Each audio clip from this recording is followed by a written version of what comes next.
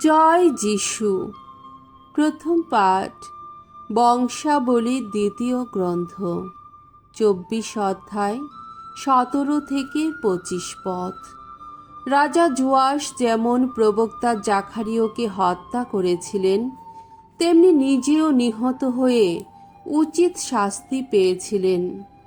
যাজক জেহোয়াদার মৃত্যুর পর জুদা এলাকার নেতৃজনেরা রাজা যোয়াসের কাছে প্রণাম জানাতে এলেন, আর রাজাও এবার তাদের কথায় কান দিতে শুরু করলেন।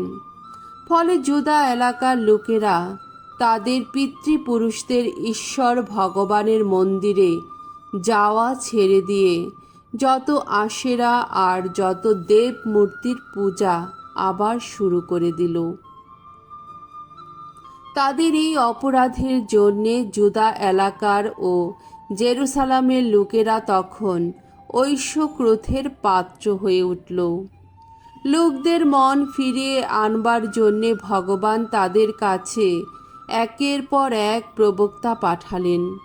তারা এসে ঐশ্ব সতর্ক বাণী সকলকে শুনিয়ে গেলেন, কিন্তু তাদের কথায় কেউই কান দিল না। তখন ঈশ্বরের আত্মিক প্রেরণা যাজক জেহোয়াদার পুত্র জাকারিয়াকে আবিষ্ট করল। সমবেত লোকদের সামনে একটা উঁচু জায়গায় উঠে দাঁড়িয়ে তিনি সেদিন বললেন, শোনো, স্বয়ং ঈশ্বর এই কথা বলছেন, তোমরা কেন ভগবানের আদেশগুলি অমান্য করছো? এইভাবে তোমরা তো নিজেদের মঙ্গলের পথ বন্ধ করে দিচ্ছ। তোমরা ভগবানকে পরিত্যাগ করেছ বলে তিনিও এখন তোমাদের পরিত্যাগ করেছেন। লোকেরা কিন্তু জাকারিয়ার বিরুদ্ধে ষড়যন্ত্র করল। রাজার আদেশে তারা একদিন ভগবানের মন্দিরের প্রাঙ্গণে তাকে পাথর ছুঁড়ে মেরে ফেলল।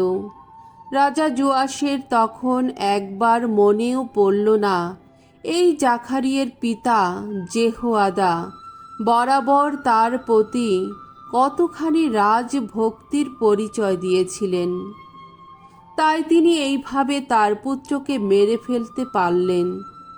মরবার সময়ে জাকারিয়া বললেন, ভগবান চোখ চেয়ে দেখুন, তিনি এই কাজের যোগ্য শাস্তি দিন।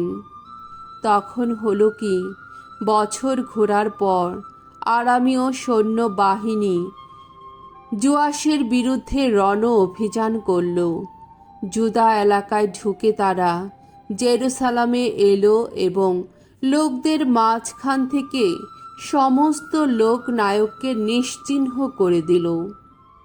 তারা নিজেদের লণ্ঠিত সব কিছু দামাস্কাসের রাজার কাছে পাঠিয়ে দিল। সেই যে আরামীয় সৈন্যবাহিনী এসেছিল, সংখ্যায় তারা ছিল অল্প লোক, কিন্তু তবুও ভগবান অতি বিশাল এক সৈন্যবাহিনীকে তাদের হাতে তুলে দিলেন। কেননা দেশের লোকেরা তাদের পিতৃপুরুষদের ঈশ্বর ভগবানকে পরিত্যাগ করেছে। আরামীয়দের হাতে সেদিন যোয়াস তার পাওনা শাস্তি পেলেন। তাকে নিদারুণ আহত অবস্থায় ফেলে রেখে আরামীয়রা শেষকালে ফিরে গেল। তিনি যে একদিন যাজক জেহোয়াদার পুত্রের রক্ত ঝরিয়েছিলেন, তার জন্যে তার নিজের কর্মচারীরাই তখন তার বিরুদ্ধে চক্রান্ত করল। তার নিজের শয্যার ওপরেই তাকে হত্যা করল। এইভাবে মারা গেলেন তিনি। তাকে সমাধি দেওয়া হলো দাউদ নগরীতে, কিন্তু রাজাদের সেই সমাধি স্থানে নয়। প্রভুর বাণী। ঈশ্বরকে ধন্যবাদ। শাম সঙ্গীত 89 অধ্যায় 3 থেকে 4 পদ, 28 থেকে 33 পদ। ধো, সেই মনোনীত জন যিনি প্রভুর ভালোবাসা তিনি পাবেন চিরদিন। ওগো ভগবান, তুমি যে বলেছ যে আমার মনোনীত জন, নিজেকে বেঁধেছি আমি তার সঙ্গে সন্ধির বাঁধনে। আমার সেবকজন দাউদকে শপথ করেই বলেছি আমি, তোমার বংশকে আমি চিরস্থায়ী করে তুলব, যুগে যুগে সুস্থিত রাখব তোমার রাজ সিংহাসন। তার প্রতি সদা জাগ্রত থাকবে আমার করুণা, তার সঙ্গে অটুট থাকবে সেই মহাসন্ধি আমার। তার বংশধারাটিকে আমি তো করব চিরস্থায়ী, আকাশের মতোই স্মৃতিশীল করব তার সিংহাসন। পরে তার সন্তানেরা আমার বিধান যদি বর্জন করে, আমার নীতির পথে যদি নাই চলে তারা, আমার বিধি নিয়ম যদি বা লঙ্ঘন করে তারা, যদি না পালন করে আমার আদেশ, বেতের আঘাতে তাদের দোষের সাজা দেব, কশাঘাত করে তাদের অন্যায়ের শাস্তি দেব আমি। তবুও দাউদের প্রতি আমার করুণা কিন্তু ফিরিয়ে নেব না, মিথ্যা হতে দেব না আমার বিশ্বস্ততা। বাণী বন্দনা। জয় জয় প্রভুর জয়। পরম ধনে যিনি ছিলেন ধনী, তিনি নিজেকেই করলেন কত দীন। তার দীনতায় মানুষ যেন পরম ধনেই হতে পারে ধনবান। জয় জয় প্রভুর জয়। মঙ্গল সমাচার। মথি রচিত মঙ্গল সমাচার, 6 অধ্যায়, 24 থেকে 34 পদ। কোনো কিছুর জন্যে দুশ্চিন্তা করো না, স্নেহময় ভগবান সব দিকে লক্ষ্য রাখেন। যিশু একদিন তার শিষ্যদের বললেন, কেউই কখনো একই সঙ্গে 2 মনিবের সেবা করতে পারে না।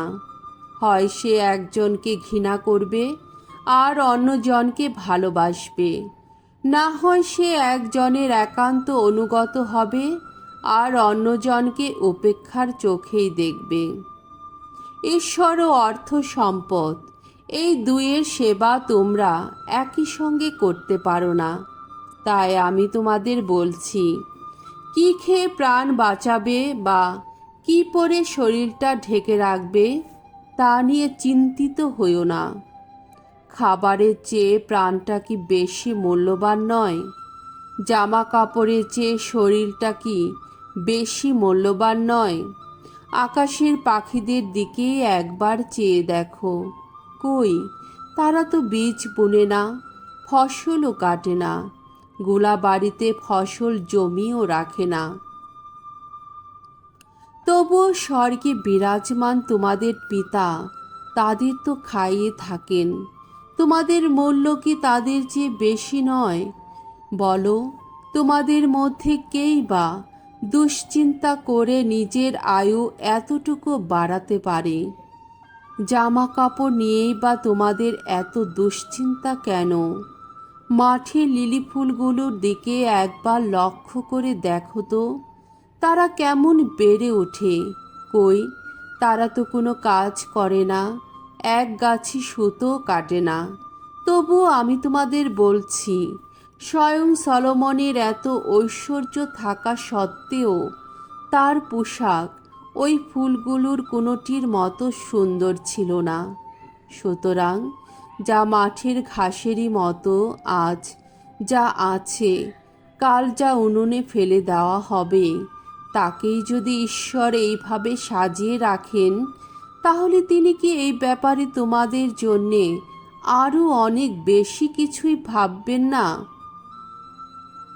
ওহে, এতই অল্প তোমাদের ভগবত বিশ্বাস?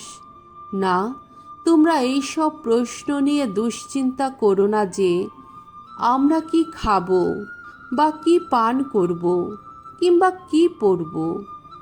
ধর্মবোধহীন মানুষেরাই তো ওসব কিছুর পেছনে ছুটে মরে।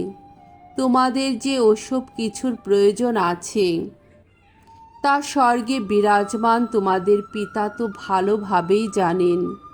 তোমরা বরং সব কিছুর আগে অন্বেষণ করো তার রাজ্যের পথ, তার ন্যায় ধর্মেরই পথ।